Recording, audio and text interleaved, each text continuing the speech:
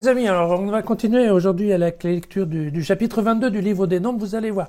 C'est un passage qui est un peu long peut-être, mais l'histoire est très intéressante, elle est très ancienne. Et oui, vous allez voir, en fait c'est quand même assez amusant, évidemment les noms sont un peu difficiles. Les fils d'Israël repartirent.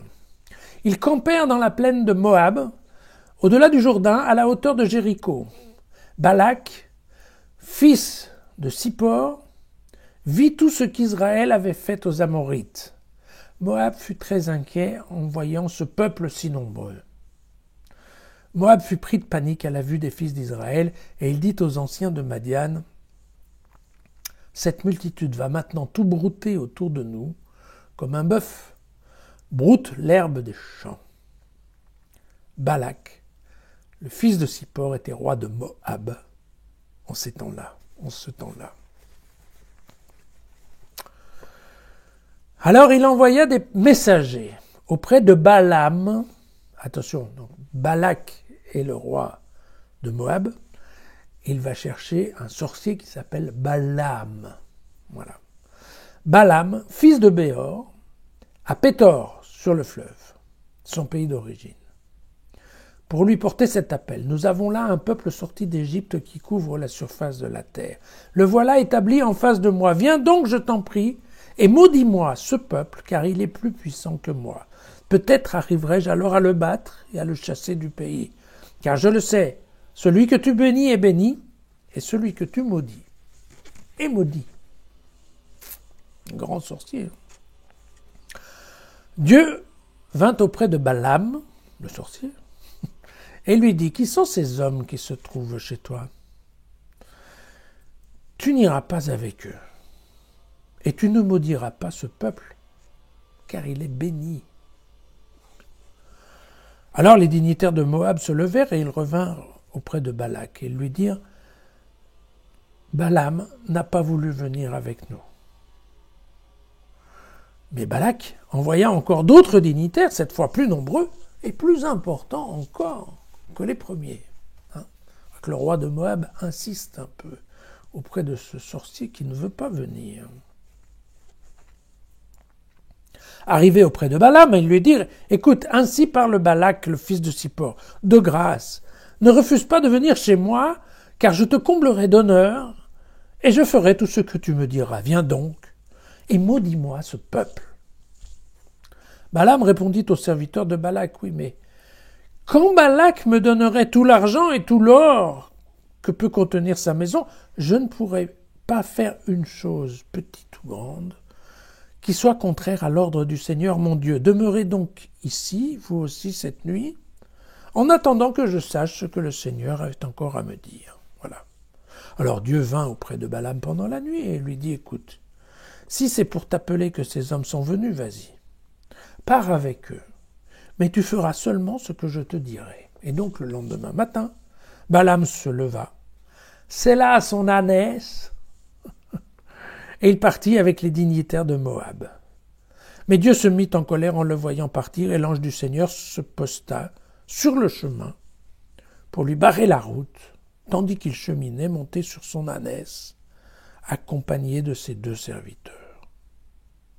L'ânesse vit l'ange du Seigneur posté sur le chemin, l'épée nue à la main. Alors quittant le chemin, elle prit par les champs. Mais Balaam battit l'ânesse pour la ramener sur le chemin. Alors l'ange du Seigneur se plaça alors dans un chemin creux qui passait entre les vignes et deux murets. L'ânesse vit l'ange du Seigneur. Elle se serra contre le mur. Et comme elle serrait le pied de Balaam contre le mur, il se remit à l'abattre. L'ange du Seigneur les dépassa encore une fois pour se placer dans un passage étroit où il n'y avait pas la place d'obliquer ni à droite ni à gauche. L'ânesse vit l'ange du Seigneur. Elle s'affaissa sous Balaam, qui se mit en colère, et l'abattit à coups de bâton. Alors le Seigneur fit parler l'ânesse, et elle dit à Balaam, « Que t'ai-je fait pour que tu me battes par 3 fois ?» « C'est lui, dit Balaam, que tu en prends à ton aise avec moi. Si j'avais une épée en main, je te tuerais sur le champ. L'ânesse dit à Balaam, « Mais ne suis-je pas ton ânesse, celle que tu montes depuis toujours? Est-ce mon habitude d'agir ainsi avec toi? » Non, dit-il. Alors le Seigneur décila les yeux de Balaam, qui vit l'ange du Seigneur posté sur le chemin, l'épée nue à la main. Il s'inclina et se prosterna face contre terre. Alors l'ange du Seigneur lui dit, « Pourquoi as-tu battu ton ânesse par 3 fois? Tu le vois, c'est moi qui suis venu te barrer la route, car pour moi, c'est un voyage entrepris à la légère. L'ânesse m'a vu, elle, et par 3 fois elle s'est écartée de moi. Si elle ne s'était pas écartée devant moi, je t'aurais tué sur le champ, tandis qu'à elle, j'aurais laissé la vie sauve. » Alors Balaam dit à l'ange du Seigneur, « J'ai péché, car je n'ai pas reconnu que c'était toi qui étais posté là devant moi sur le chemin. Maintenant, si ce voyage te déplaît, je m'en retournerai. » Mais l'ange du Seigneur lui dit, « Va avec ces hommes, mais tu diras seulement la parole que je te dirai. » Balaam s'en alla donc avec les dignitaires de Balak. Voilà. Et donc, eh bien, écoutez, c'est évidemment, c'est quand même amusant, hein, on est vraiment dans le cadre de la légende, là. Hein. Mais ce qui est assez intéressant, c'est on ne comprend pas bien qui est ce Balaam. Parce que Balaam est à la fois un sorcier, un mage, mais il écoute Dieu. Il écoute Dieu et a priori il respecte Dieu. Voilà. Donc c'est aussi un peu un prophète éventuellement, mais un prophète un peu différent. C'est un prophète qui reçoit de l'argent.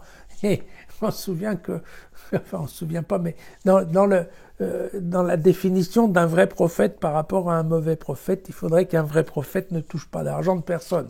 Et c'était un peu le problème des rois, vous savez, qui payaient des prophètes pour qu'on leur dise le futur. Mais ils payaient mieux si le futur était bon. Et donc là, évidemment, voilà, le pauvre Balaam, il est complètement coincé entre l'envie de gagner de l'argent et puis la nécessité de quand même écouter ce que dit le Seigneur. Hein. Et donc, voilà. Je vous disais, c'est quand même une légende qui est très ancienne parce que vous voyez, on en parle dans le livre de Michée. Or, le livre de Michée, il a été écrit en moins 730, plus ou moins. Hein, alors qu'on sait bien que le livre des Nombres, c'est plutôt écrit en moins 400. Donc, vous voyez, fait partie. La légende qui nous est racontée ici, c'est une légende assez ancienne de Balaam sur son âne et de l'âne qui s'écroule. Voilà. C'est vrai qu'à l'époque, ces populations, en fait, de la Palestine et toute cette zone-là, ils étaient très sensibles à tout ce qui était les mages. On se souvient de l'histoire des rois mages, par exemple, mais aussi donc de tout ce qui était les devins, des astronomes, voilà, et tout ce qui est un peu les sciences occultes. Voilà. Alors,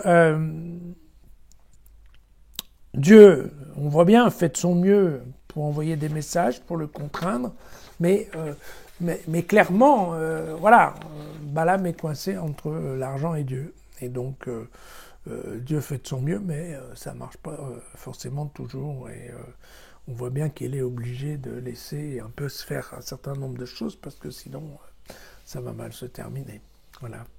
À demain pour voir la suite de notre ami Balaam et son copain.